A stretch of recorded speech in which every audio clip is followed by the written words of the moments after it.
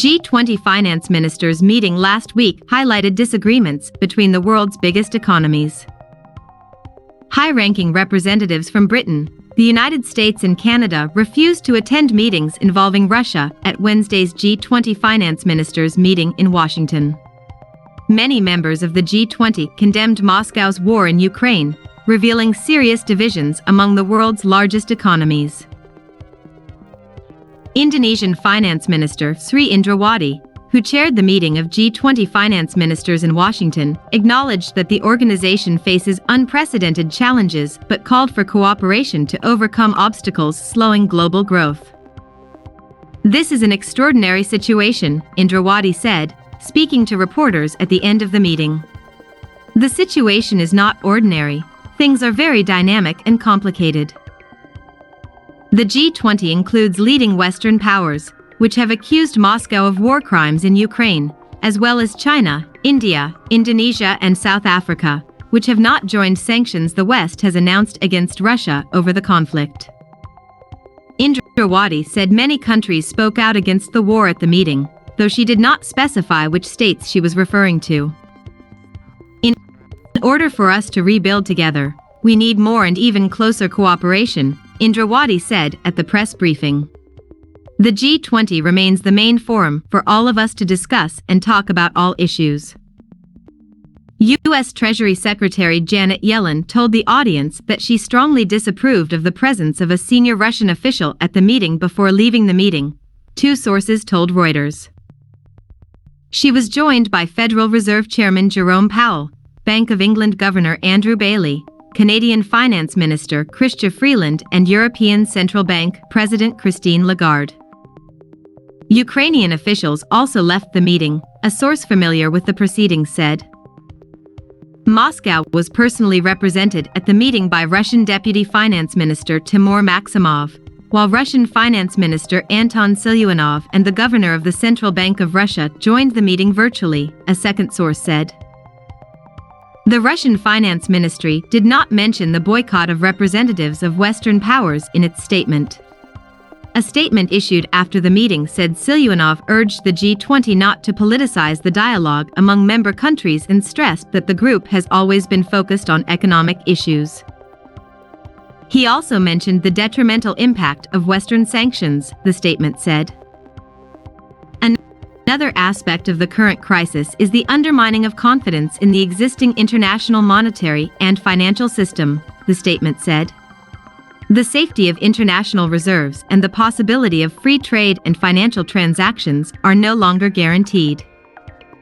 Lagarde urged Maximov to deliver a clear message to Moscow: stop the war in Ukraine, a source said. G20 finance ministers and central bank governors met as part of the regular biannual conference held by the International Monetary Fund, IMF, and the World Bank in Washington. The meeting discussed the war in Ukraine, food security and the ongoing global economic recovery from the pandemic coronavirus. Given the controversy, the group did not issue a final communiqué. Instead, Indrawati read a statement summarizing the meeting and stressing the importance of the G20. Chrystia Freeland, an ethnic Ukrainian who spoke at the meeting calling for an end to the war in Ukraine on behalf of Canada, said she left the G20 plenary in protest of Russia's participation.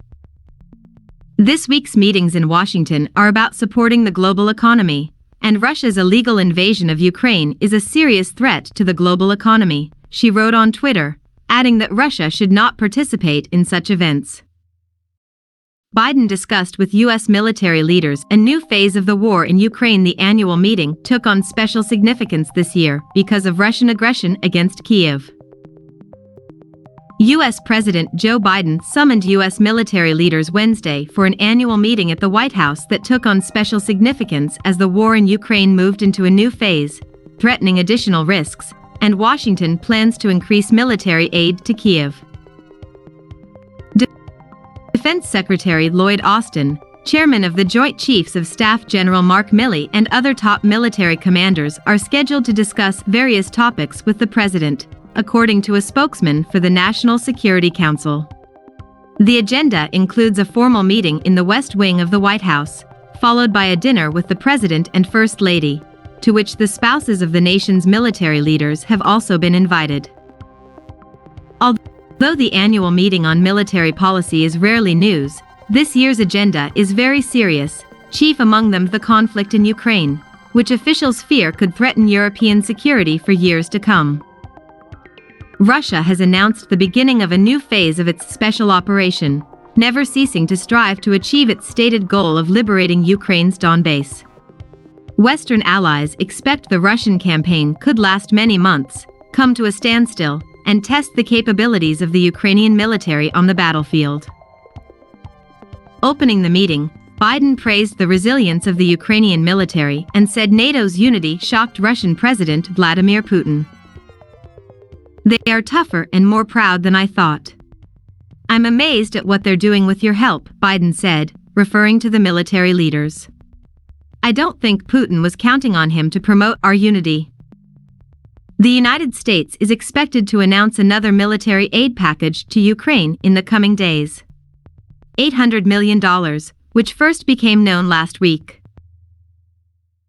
Russia says Moscow launched a so-called special military operation on February 24 to demilitarize and denazify Ukraine.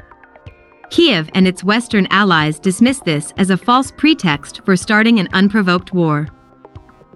U.S. soldiers are not fighting in Ukraine. The U.S. is indirectly involved, arming, training and funding the Ukrainian armed forces. A prolonged clash could also be a test of public support for Washington, which is actively helping Ukraine.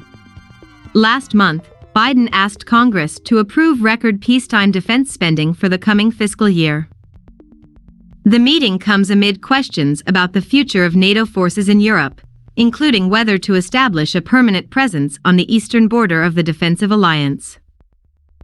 During the brief opening portion of the meeting, which allowed reporters to attend, Biden also said he was proud that there were 3 women among the military leaders attending today's event.